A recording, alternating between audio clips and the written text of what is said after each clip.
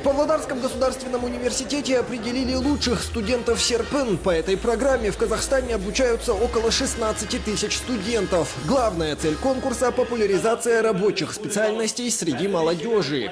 Еще одна из целей конкурса – определить самых креативных, умных студентов и поддержать их идеи, рассказать об их идеях другим. Я сам Скукшитау, лидер республиканского движения студентов Серпін. Привез сюда 2 студентов, один из них разработал уникальное Android-приложение.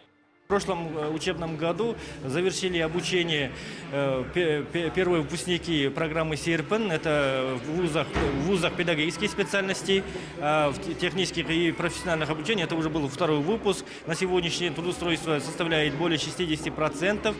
40% продолжили обучение, либо вернулись на малую родину. К слову, в Павлодарском государственном университете по программе Серпін обучаются 549 студентов по 20 специальностям. Они приехали из 5 областей Казахстана.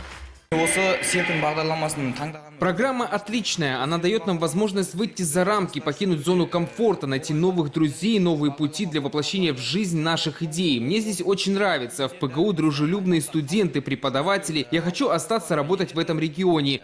Подготовка серпыновцев ведется по таким направлениям, как энергетика, машиностроение, сельское хозяйство. В этом учебном году среди выпускников 267 студентов. Акиматом области разработана специальная программа по их трудоустройству. Азамат Айтхалин, Дмитрий Моисеенко, телекомпания «Ирбис».